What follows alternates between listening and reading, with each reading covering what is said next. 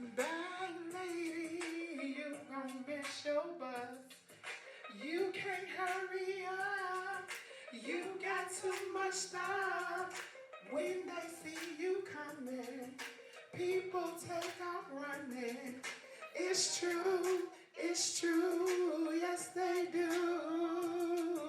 One day, all them bags gon' get in your way. I said one day, all them bags gon' get in your way. I said one day, all them bags gon' get in your way. I said one day, all them bags gon' get in your way. So, pack light.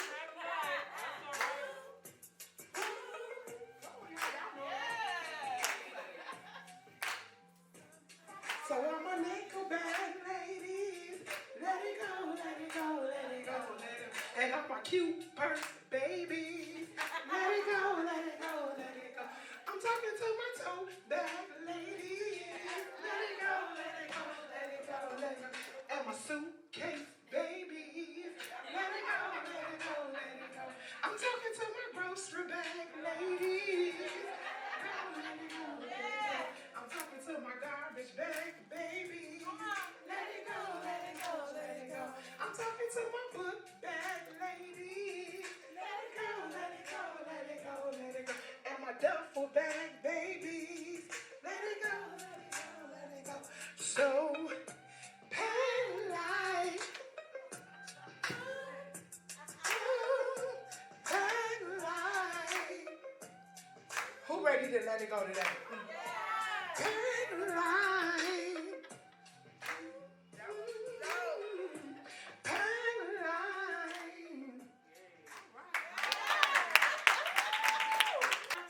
Going good, yes. Today we will be talking about freedom, and it's yours. Freedom, it is yours. So when we think about freedom, one might associate that word with the era of slavery, right? And how many people sacrificed their lives so that all of us in this room could be free today. Some of us may even thinking about Harriet Tubman and how she did what? She freed many numbers of slaves to give them an opportunity just to live. And there were many unsung heroes as well who helped to assist her as we transitioned from slavery into freedom. And in the past 2 years, let's see here, since 2020, a lot of us have been living in the era of COVID-19. And so we associate freedom with just the ability to be able to go outside because we were sheltered in place, right? Having to live in isolation. And even if we think about the killing of George Floyd and Sandra Bland and so many other people who have lost their lives to racial profiling, we know that freedom, what we want it to look like is the end of racism or the end of racial profiling or slavery and segregation. And we want it to be more like living in the country where we have racial equity and all these big words that we use in corporate now, right? Division, equity, and inclusion, right? Anybody in corporate, and that's what they talk about all the time, DEI.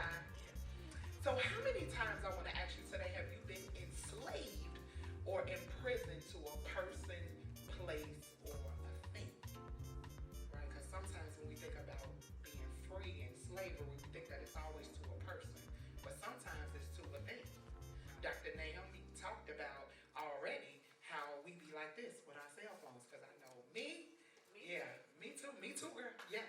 Miss Phyllis actually, side note, her husband has a cell phone jail for her phone. It's this cute little box that he bought on Amazon, and it's actually called cell phone jail.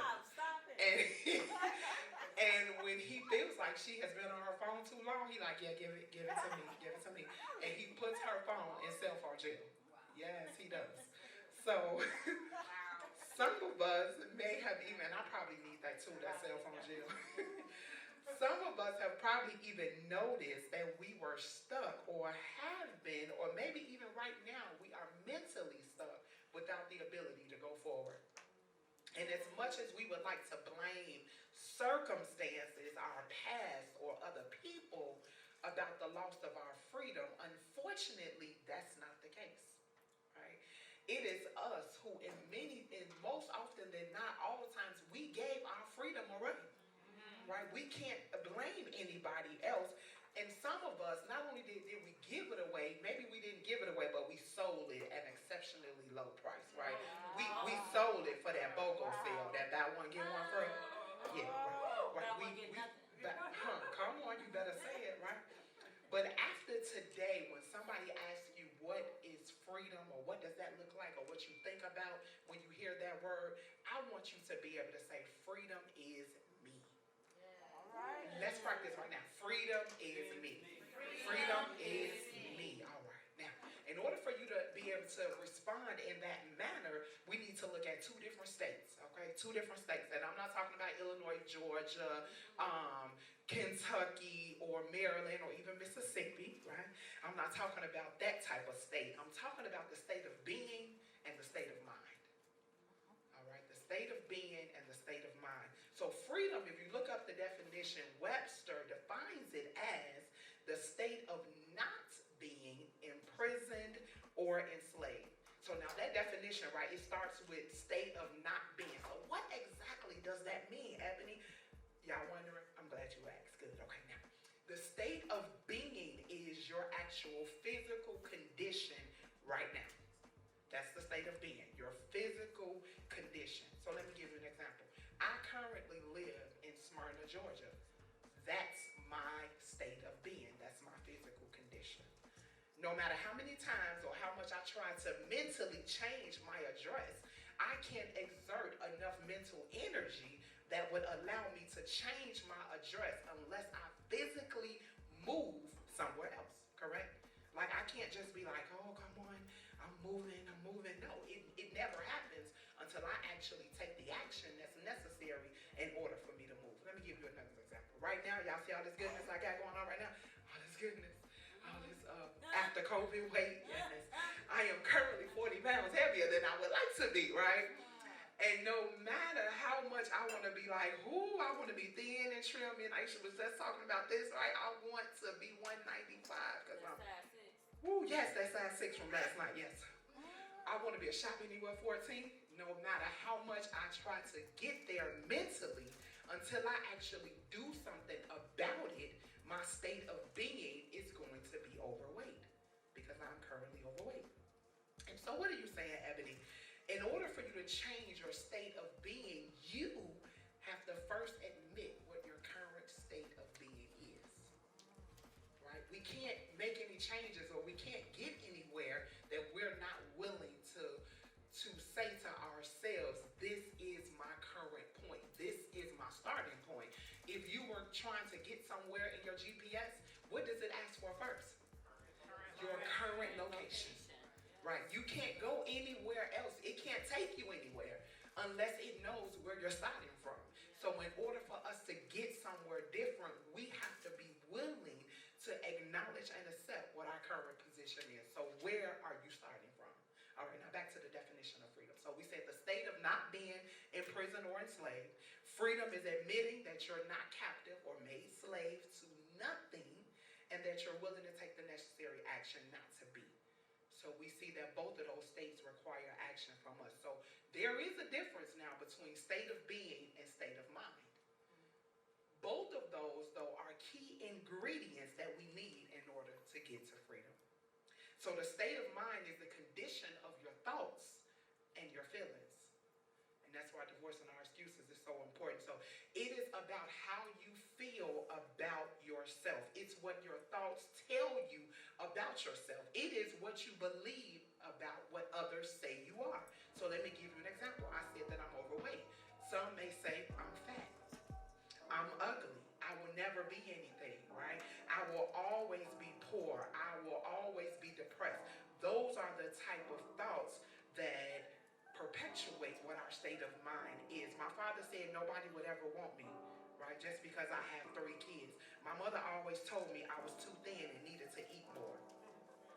You know, those kind of thoughts. I'm not good enough to be around those kind of people. I'll never be able to sit at that type of table. No, I tell people all the time, my sis hit me all the time, no, you're not going to invite me to your table because I made the table. I am the table. Right? I am the table. Nobody would ever want me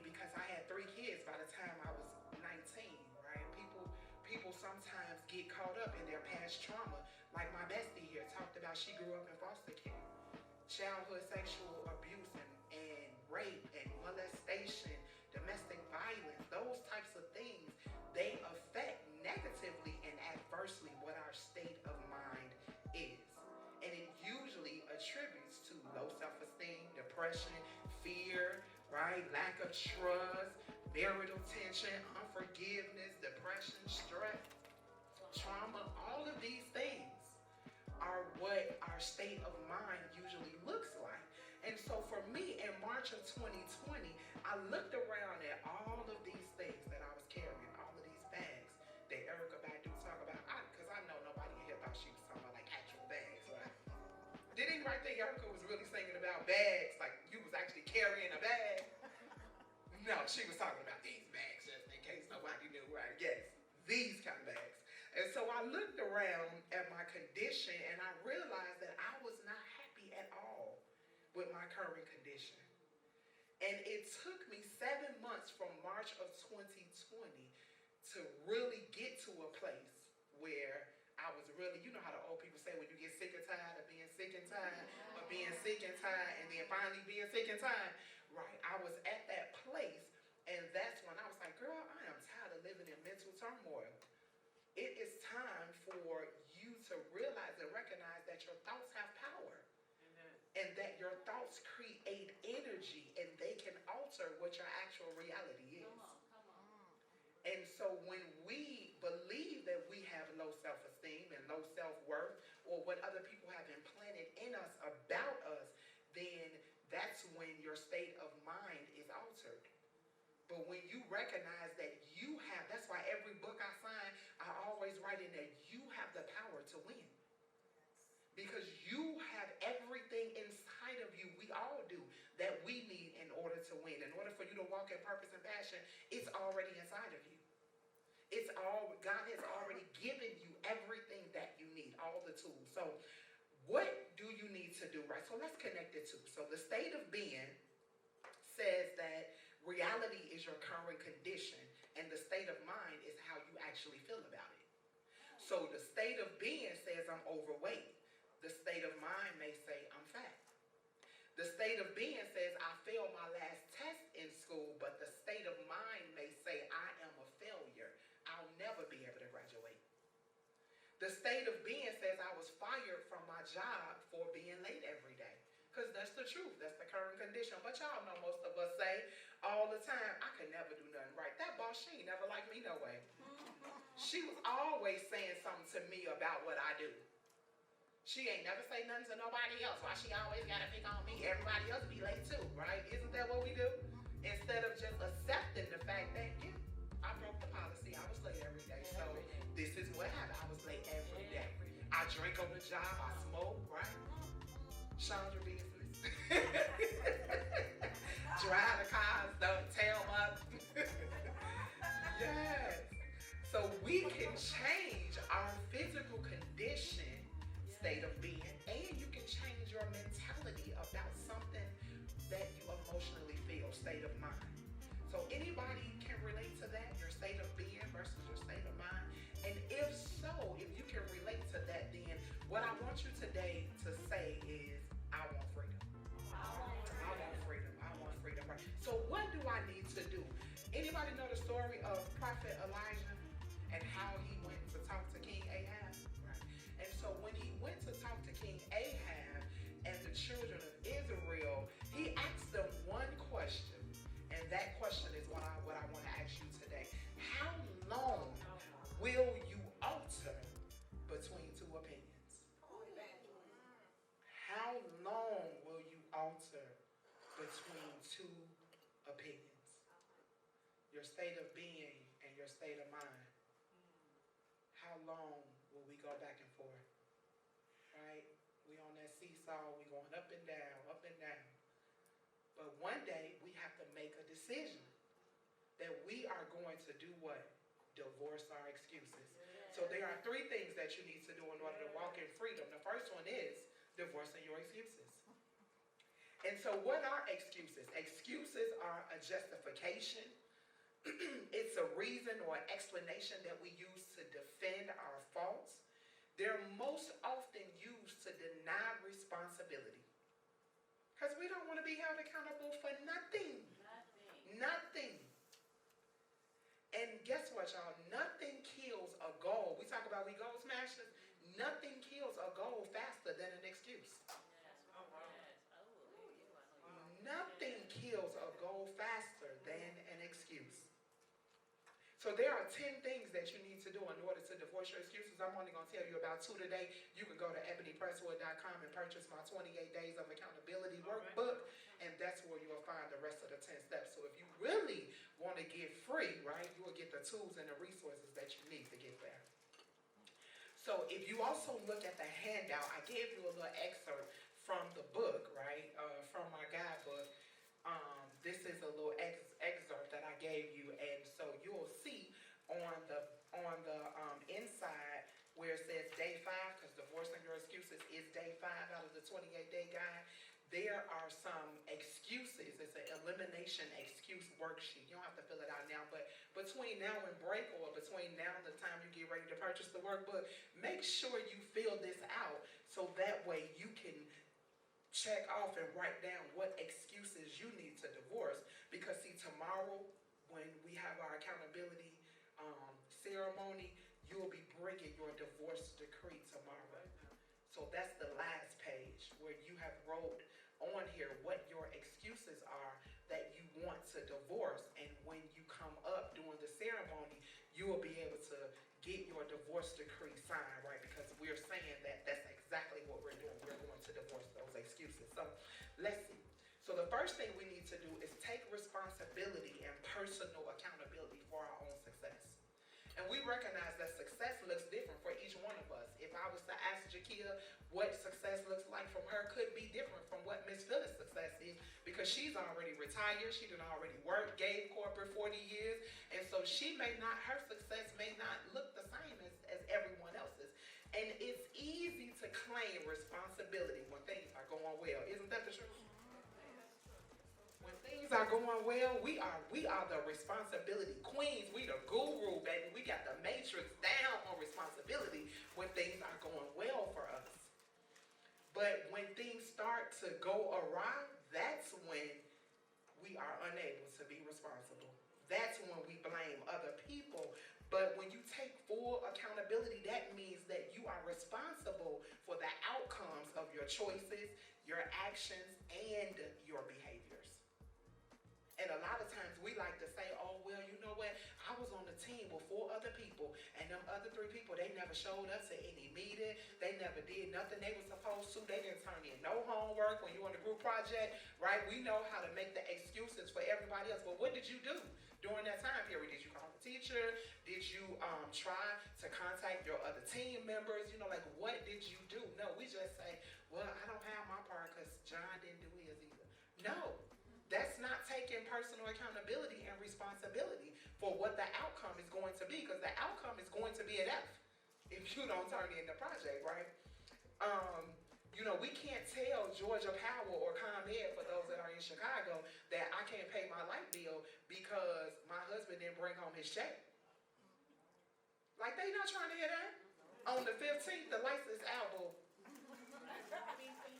Out, big, like you come in with hitting the switch, like what happened? Out, period. You know what I'm saying? The other thing we have to do is realize that we can't change the past. Right, drops Mike. We cannot change the past. How many of us got a genie that's in our closets, right? That we go in from time to time and we rub on it, and it allows us to change the past. Every once in a while, I be in my closet like, yeah, I'm erasing that out the past. It doesn't happen, right, Elder Cheryl? At all. It does not happen.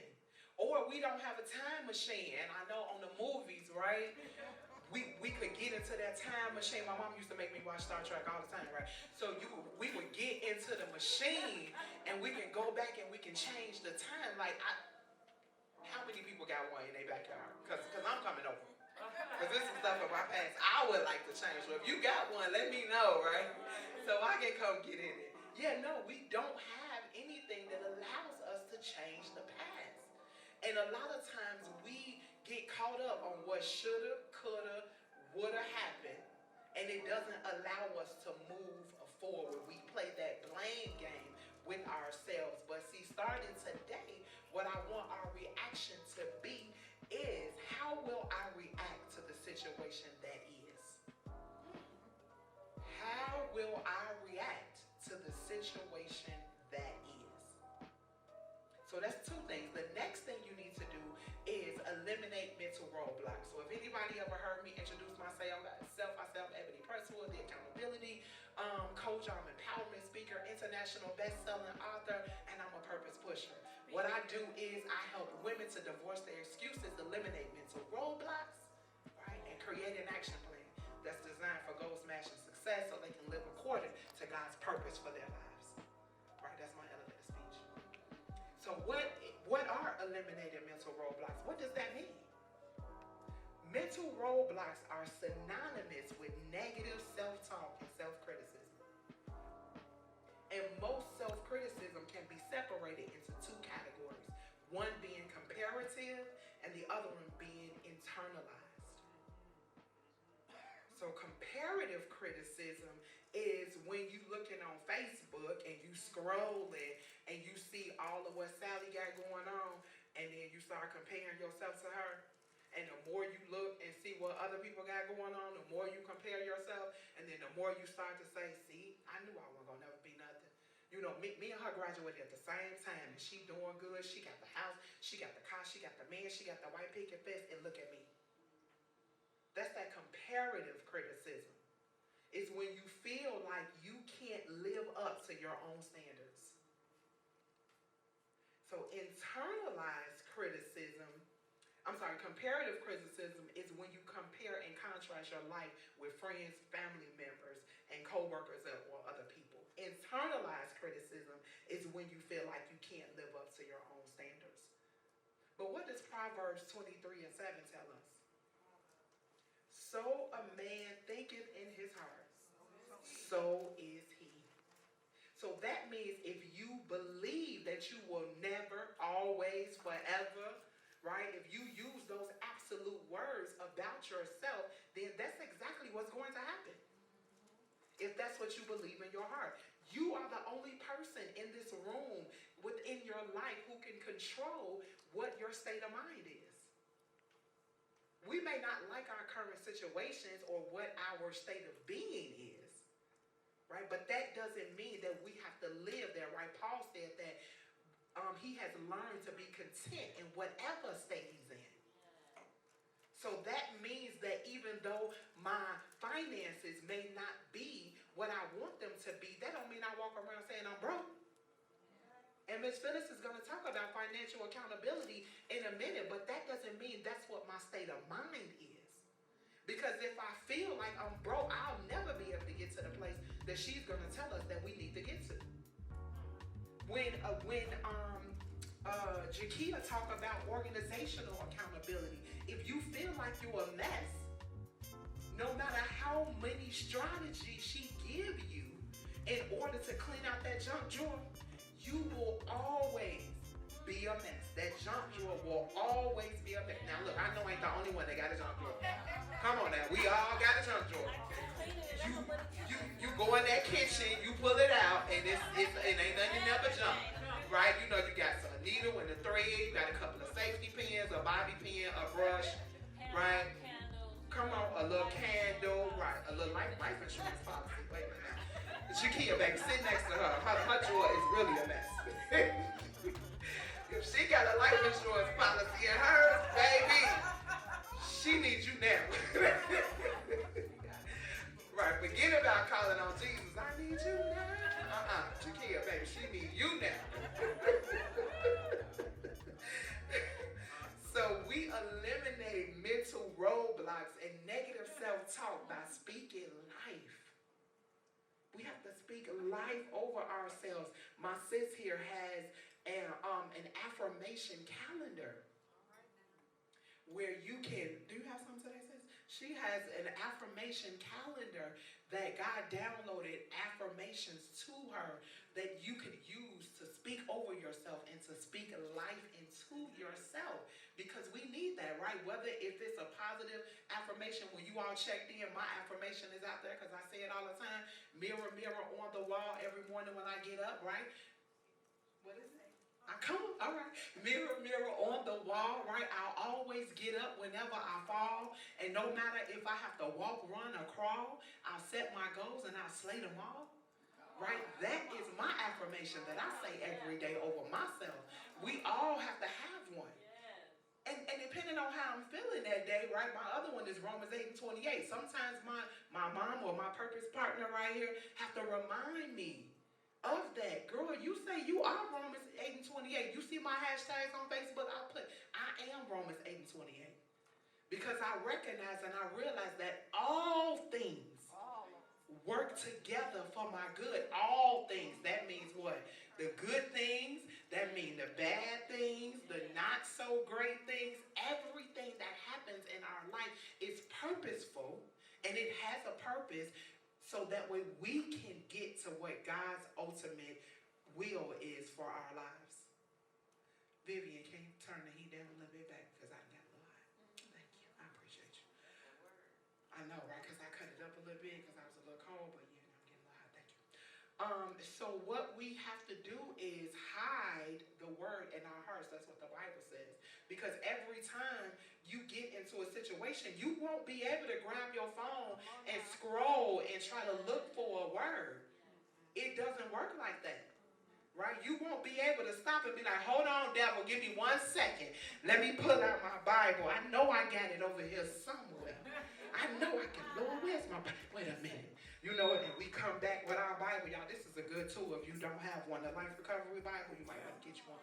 But, because this man, so you can't have it, but I brought some tools because I want y'all to leave, right? Empower with what you need. So here's a tool, the Life Recovery Bible. They also have a workbook if you want to do the workbook as well. But you won't be able to run back home, right? When your boss or your coworker cuss you out, you won't be able to be like, stop right there. Let me run home and get my Bible. No, you have to be able to pull that word out in the moment, right? You got to be able to say, Lord, you know what, God, you said that you would, right? You said you would fight my battles, Lord. Right? Come on. You said the vengeance is mine, said the Lord of hosts, right? You said if I hold my peace, you said no weapon formed against me will prosper, right? You got to be able to bring the things up, right? Because we won't have time for this here.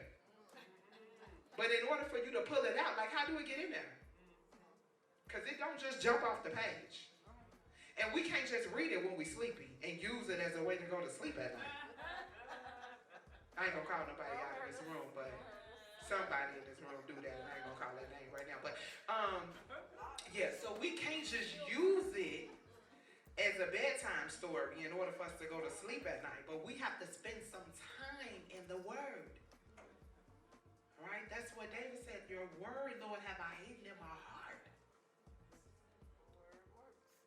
Yeah, so in order for it to get there, we have to spend some time in it, right? Okay, all right. So, you alone have the power to control your life. And sometimes, based on what our experiences are, we have to seek additional services. And I know in the African American community, y'all don't pull out your gun and shoot me, but behavioral health services, I know it's taboo.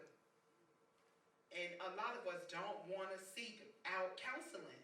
But guess what? Some things that we have gone through are so traumatic, and we have them hid all the way back in our subconscious mind, and they only pop out when somebody trigger us, right? Somebody walked past us that got on the cologne, or the person that raped us, or somebody wear the shoes that the person that your ex beat you in, and now, you know, any of those kind of things. So they trigger you, and when they do, now you want to act a fool. But what about that responsibility and that accountability piece that says that I will do the work because I recognize that I have triggers? I recognize, right, that my heart posture is not correct because I still, if you know, Timmy is the one that beat me, and if you say a word that even starts with the letter T, I'm ready. I am ready. What word did you say? You know that's all it took was and you ready, you like, yeah, I'm about to What? Yeah. No, we can't do that. Like, we have to do what we need to do in order for us to get our healing. Because I know that was me, right? And guess what? Some of us feel like, if you saw my post on Facebook yesterday, you saw that I said that I used to walk around singing that song, I Am Free, because that's my favorite song. People know that's my favorite song. But I was walking around thinking that, but I wasn't really free, although I was speaking into an existence, because today I stand here as free. But I was singing it and I was hiding right behind the words that I was singing. And I thought that people couldn't see me. Right? You think people don't see you, but trust me, boo, we see you. We see that you are not, that you are holding something in. People that's been delivered from something, we see it and we recognize it because we was once there. And let me tell you how I show up. Like when you can't focus, yeah, it's something going on. When you're so forgetful, like you used to be able to remember stuff, and I know, like, you know, once we get seasoned, you know, some of that stuff comes with older age, but when you can't remember nothing, yeah, you might want to get a tune-up, as she said, a tune-up. When you sleep more than what you used to, and I know Kim said we need to get some rest, but that ain't what she's talking about. Right? When we can't do nothing but sleep, like we get up to lay down. I think my mom used to say that. Girl, y'all get up to lay down. Like, what does that even mean? So when you when you get up to go to bed, yeah, you might want to get that checked out. When you're stressed, when you migraines all of a sudden, when you short tempered, when you so defensive, can't nobody even say hi, good morning to you. You already what? What you say? I'm talking about you stay on go mode. People be like, hey, Aisha, girl, how you doing this morning? What you say? Good morning. Yeah, see, like, and I didn't even know that, right? But you know what? That's how we be, though. When we're so defensive, can't nobody even say nothing to us. You know, they trying to compliment us and we ready. Or even if somebody giving us constructive feedback, we can't take it. I hate that word, criticism, so I use constructive feedback. When somebody giving us constructive feedback, we can't even take it. Because we ready to go. We stay ready. And that was me. Ooh, baby, that goon that used to live back there, I had that little switch back there. Back there, that little switch. And honey, let me tell you, she was ready, wasn't she? Ooh, she was ready. Can I know? I'm talking about, I was like the Peter of the group. Ready to cut that ear clean off. You hear me? And I mean clean. Like with one swoop, ear gone. Yes, ready, tongue lethal. It was lethal. Cursing, ooh, baby, I could out curse you in 30 seconds. But I had to realize that if I wanted to be able to glorify God and magnify Him, I couldn't be like, Lord, I love you, and then leave right out the church and ready to curse you out. Like, that didn't work. That didn't go together. And I used to try to defend that too. I used to tell people, girl, you can curse and still that ain't got nothing to do until I saw it in the Bible. Until I saw it in the Bible. Come on, blessing and cursing can't come out the same mouth. I saw that for myself. That's why 2 Timothy 2:15 say, do what? Study to show yourself approved. Right? So yeah, when I saw that, I was like, I guess I can't be cursing it. Right? When you have to always be in control, when you have to always be in control of everything, that was Ebony. I had to be in control of everything. It wasn't nothing that I wasn't in control of. You, I was in control. I didn't even know you, but I was in control of you too. It wasn't nobody and nothing that I wasn't in control of. If it came to me, what was I called? Come on, Olivia Pope, baby. It was happening. Anybody see Scandal? That was me, Olivia Pope. It was handled. Even if you asked me, even if you didn't ask me to handle it, I handled it for you. Unsolicited advice, Ebony. All the time. Like, I would be on the phone with my mama and I would be like, yeah, because Vivian, like, she got this thing going on and I really don't understand. I'm trying to come up with this solution to her. And you know what? And my mama would be like, Olivia, let it go, Olivia. Why? What you mean? She need my assistance. She need my help. I'm No, Olivia. That ain't got nothing to do with you. Did Vivian ask you to help her? No, but she need me. She don't know it yet, but she need me. Like, that was me. I had to be in control of everything, and not just everything, everybody. If you was my friend, baby, it was going my way. Even when it wasn't. It was going Ebony's way. Wasn't it, Kim? Yeah, it was going my way. You know, and they used to be like scared to tell me. Wow. They used to be scared to tell me. Wow. Tell them what your daddy called you. Huh? Tell them what your daddy called you. Right. My daddy called me his mama now. Like, you think you my mama, don't you? Yes, not just yours, your mama and yours too. Ooh, thank God for deliverance, right? If you have a difficult time accepting responsibility for the outcome of your decisions, if you are impulsive, ooh, how many of us impulsive? I'm sorry, you can't even wait for God to give you the answer. You done already did it.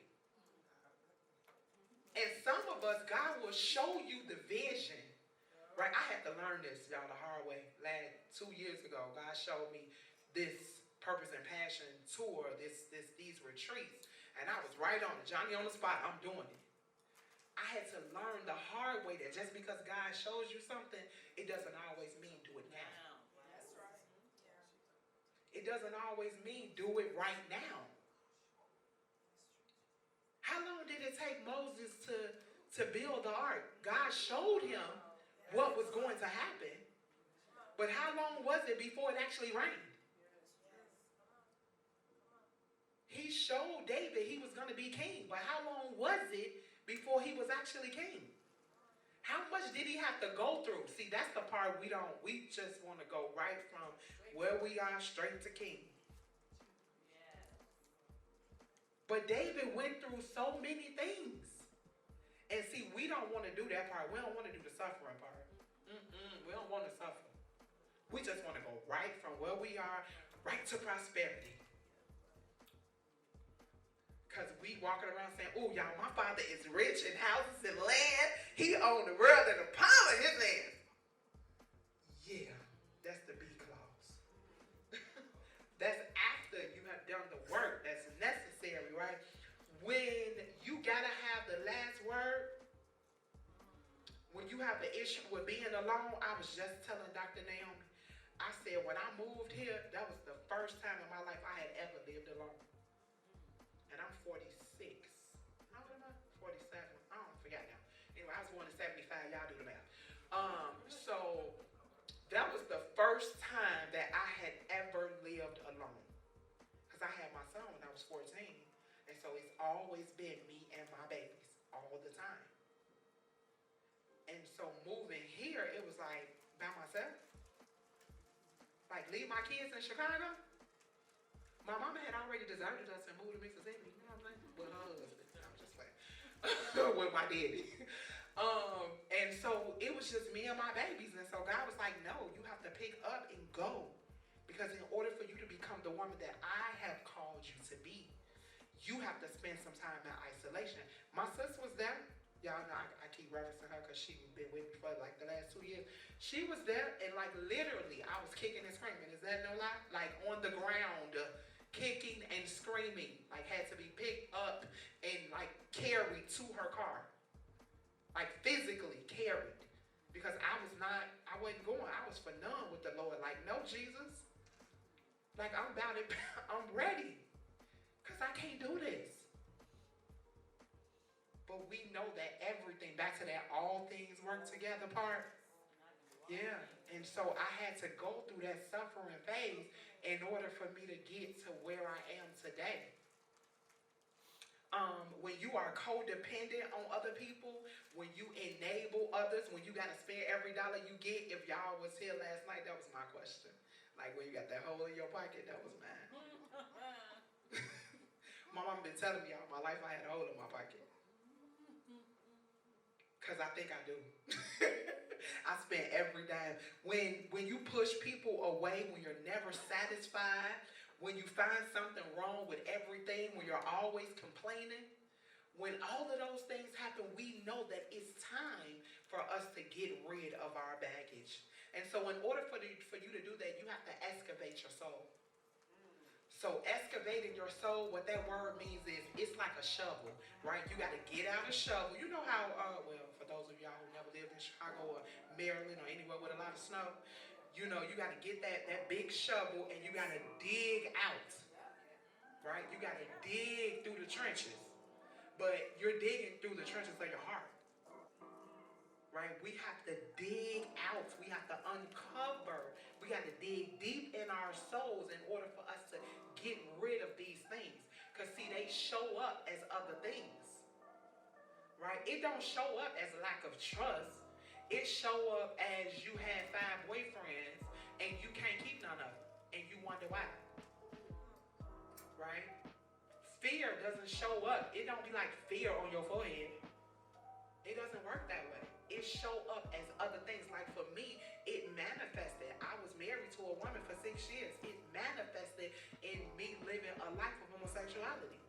And I couldn't understand why, right? But when I started to excavate my soul, when I started to uncover all of these things and get healed from these things, then I was able to then walk away from that, right? Because sin and the grip that the devil had on me, he no longer had control. He no longer had a hold of anything. Right? Because I no longer had the lack of trust. I no longer had the low self-esteem, the trauma, the domestic violence, the years of childhood sexual abuse, all of that stuff I was free from. So that could no longer attach itself to anything. Was it easy? Of course not. Is it going to be easy? No, it's not. So if anybody tell you it's easy, they lying. It's not easy. It's not easy living a life as a saved woman, living a godly life. It's not easy. Kim told you last night she been celibate for 5 years. You think that's easy? No. You think she got sex toys? No, because we had the conversation. No. She is truly committed. Okay? Come on, Kim. Come on. So I'm going to wrap this up, y'all. God wants your heart. That's what he wants. He wants your heart. The Bible says, blessed are the pure in heart, for they shall see God. The word heart is mentioned 826 times in the Bible. There are 205 Bible verses that talk about the heart. And in order for us to do this, we have to be willing to kill our flesh. Daily. You know, I had to tell my oldest son, I said, I kill my flesh so you could live. Because our lives are connected to the destiny of so many other people. And you don't know who you're connected to.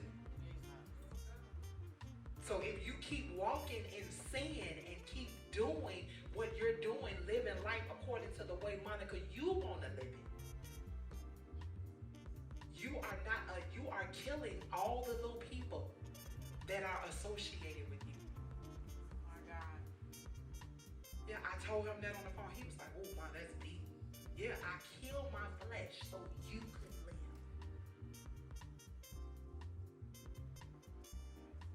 So, yeah, heavy, right? So if we live, the Bible says, if you live according to the flesh, you will what? Die. But if you live by the Spirit and you put your flesh to death, then you will live. Right? So the weapons of our warfare, y'all, are not carnal. But they have divine power to do what? To pull down strongholds. Yeah. And so we all have, my sister gave you this card. So we'll use these tomorrow, but tonight I want you to think about what you want to relinquish and release. Because when you leave tomorrow, we want you to be free. Right? We want you to leave here walking in freedom. So on this card, We want you to write down what you relinquish and release. And if you need some help, right, you can look at some of these things. Like, I don't want you to write down, I relinquish and I release my bad boyfriend. Mm-mm. Because the bad boyfriend may show up as Johnny today, but if you keep holding on to these things, you're going to have Robert tomorrow. And Robert going to look just like Johnny. Right? So it's not the person. It's you. The only common denominator between Robert, Johnny, and Sam is you. So until you get rid of these things, you're going to keep on having Robert. So I don't want you to put down, I want to get rid of my bad boyfriend. I want you to figure out which one of these things you know you currently hold on to. And I want you to write them down. And then on the other side, we're going to declare and decree what? What are you declaring and decreeing? Because we have to speak those things that are not as though they were. So we're going to write them into existence. And then tomorrow before we leave, we're going to pray over each one of what you're declaring and decreeing and what you're releasing and relinquishing. Good deal? Right, because we're going to leave here saying what? Freedom is what? Freedom is me. So the other resources, and then Miss Jakia, you can come on up back. The other resources that I have, in case you all, these are just the resources that I use because I wanted to provide you with tools today. These are some of the things that I use over the past 2 years to help me in my journey toward wholeness. The Life Recovery Bible is one of them. The Final Quest by Rick Joyner is another book. Prophetess Sophia Ruffin book, Set Free and Delivered. The Other Side of Love, Handling Anger God's Way. Gary Chapman, this is a great book. This is a great book. A lot of us don't realize how much anger we have. But this is a great book, and it gives you the steps and the tools that you need in order to get rid of anger from your life. And then my spiritual mentor, The Believer's Basics Handbook, is another good book as well. And the last one is Boundaries. Yes. When to say no and how to say yes. This is an amazing book. Because a lot of us have issues with boundaries. We don't have any and we don't respect nobody else's.